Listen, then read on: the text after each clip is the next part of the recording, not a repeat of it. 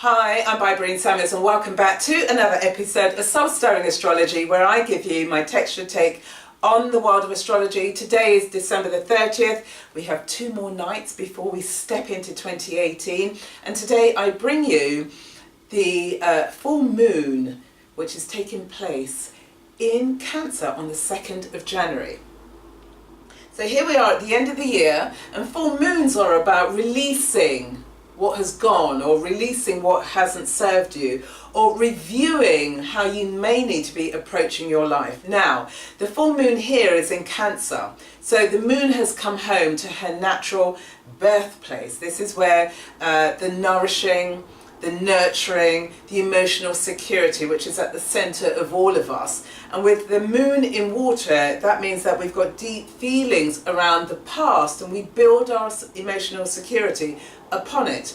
Now that it's this full moon, you might be called upon to review, actually, are you receiving the nourishment, the love and the emotional security from within your relationship, your core relationship or your business relationships? And the reason for this is because the moon in Cancer is in the 7th house, and it's opposing Capricorn, which is in the 1st house, and that's about your core identity. And in Capricorn there are 4 planets. The Sun is there, Venus is there, Saturn has just come home there, and Pluto is there. So there's a very powerful 1st house. You're looking at your core identity. Who are you? Saturn is asking you to restructure your identity and says to start taking yourself seriously. How can you become the guru? How can you become the expert? How can you become the authority in your life? Then you've got Pluto there, and Pluto is about regenerating your core identity, and it's going through Saturn, so it's about cutting away the old way of doing things to give a sense of rebirth and regeneration to your identity.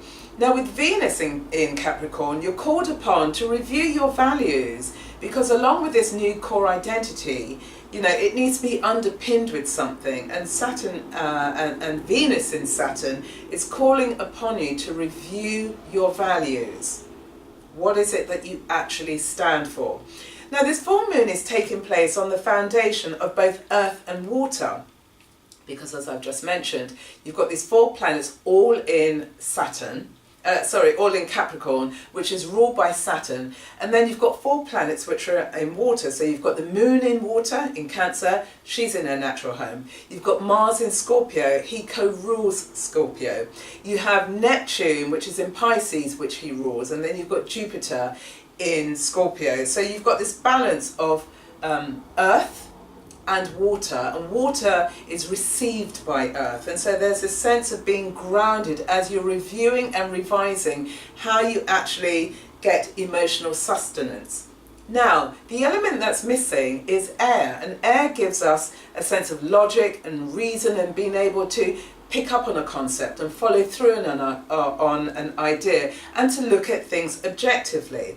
However, with the absence of air, you're called upon to rely on the emotions. So the best thing to do is to be surfing the zeitgeist, having a sense of what is going on in your environment, and then imbibing that and making emotional decisions on the basis of it. So turning back to this full moon, which is in Cancer. Now Cancer squares Aries, and the 4th house is Aries, and in Aries we have Uranus. It isn't forming a direct square with the moon, but we've got the signs that are squaring each other. And this could be an indication that what may be blocking your emotional sustenance is the fact that you've got Uranus, and it's in the 4th house, and it's in Aries. Now, is there some sort of unfinished business because there's a disruptive element in your family life and you're paying too much attention to what's going on there, and this is blocking the ability and the flow of the emotional sustenance that you need? So, it's a square, the signs are squaring each other, which could suggest that there's this internal struggle that's going on. You want this sense of liberation, but you also want this sense of emotional security. So due to this disruptive element that may be taking place in your family environment, do you operate as somebody where you've got this silent quid pro quo that's going on, i.e., you know, if you give somebody what's perceived as emotional security, there's this underlying expectation that they will feed you. So therefore, you can have and continue to exist in this emotional bubble.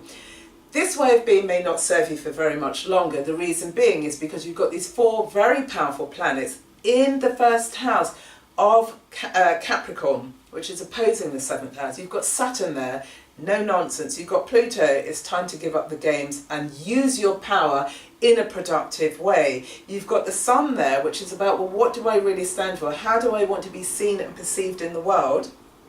And you've got Venus there, which is calling on you to identify your values. And so if they're opposing this moon, which is very sensitive, which is seeking, you know, harmony and balance and care, but don't do it in a manipulative way. It also is an indication that now that you're an adult, how are you mothering yourself?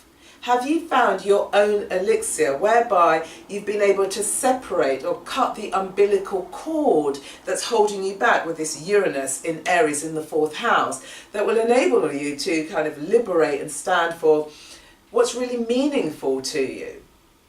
These are questions and concerns that can help you think about how you can bring about this idealized love. And this is being shown because we've got Venus, which is sextiling Neptune. So here it's a sextile, so there's this sense of an idealized love. But in order to get to the idealized love, you've got to deal with the realities of life. And this is what all the planets in Capricorn are beckoning you to do. We also have the North Node. The North Node is in Leo, and it's been squared by Mars, and it's in the part of the chart which is looking at joint resources. So with the North Node in Leo, there's a sense of you being dignified and honourable to how you handle joint resources. There are other people's monies involved somewhere along the line. But there's a square, and the square is coming from Mars, and Mars in the 11th house of Scorpio. So you could be faced with an uncompromising fight over resources that deal with or relate to other people. How are you going to prepare yourself for this, given there is no air that's flowing through this full moon area? There's no air, so the logic is taken away. And here is what I mentioned, that you need to tune into the zeitgeist, pick up on the sensitivities that are prevailing, because what you're trying to do is to fall in sync with the prevailing attitudes, the prevailing views around how you deal with this joint resource, for example. You've got the Sun, and the Sun is forming a sextile to Jupiter, and here it's about speaking your truth. Speak the truth about this new philosophy that you are acquiring and developing. You also have the Moon, and the Moon is it's trining Mars. So here it's about the emotional courage that you need in order to deal with how you shrink yourself in order to gain emotional security. So are you being passive aggressive in some way? Are you being the shrinking violet? Are you sulking in the corner in order to get your needs met? With the Moon as well as Mars, it's saying you can have courage here, step up. Articulate your truth. It's time to reveal your emotional truth. So when we look at this collection of planets which are sitting on top of the elements of water, so you're looking at emotions, you're looking at the collective, you're looking at a compassionate way of dealing with people. You're also looking at what's lying underneath, because Scorpio is involved, and with Mars in Scorpio, one of the signs it rules, you know, try and take yourself away from this aggressive and assertive way of being. Assert, yes, but don't be aggressive, because what's being shown here is that you may be dealing with other people's resources, feelings of other people, because you've got this Moon, it's in the 7th house, and with the Sun and the other planets in the 1st house, you're dealing with this tension around your will, which is shown by Capricorn, as well as love, which is being reflected by Cancer in the 7th house. and you've got this polarity going on, but then you also have this other dynamic of there's a wider collective that's looking to you to be the leader. And so when you've got the Sun, as I mentioned, which is sextiling Jupiter, you're being called upon also to show your sense of leadership around the stewardship of managing these large resources that could actually impact the collective. So that's it. That's what this full moon in Cancer is calling upon, for you to review, let go of what could be blocking your sense of nourishment, emotional stability, in a way that you're honouring your truth, as well as showing up for yourself, because you've got all of these planets which are in Capricorn. Which brings me to the quote of the day. It's from Sophocles, and he said, "It's better to fail in honour than to succeed through fraud." And so this gives you this sense of don't deceive yourself, don't lie to yourself, but also don't deceive others. Show up with a sense of commanding authority, where you're being assertive but not aggressive. So on that note, beautiful people, that is the full moon on the 2nd of January, full moon in Cancer. Any comments, put the comments and your questions and any queries or anything you'd like to say to me in the comment box below. You know, I love to connect with you, and wishing you a phenomenal 2018, you know. So we're just closing down 2017, 2018, the transits will be showing up, and I'll come to you with another episode around the transits for 2018. So until then, stay well, have a phenomenal New Year's Eve celebration. Also feel free to share this episode with other people in your network, and you can subscribe to my channel, and you can like this episode. And so until we meet again, bye.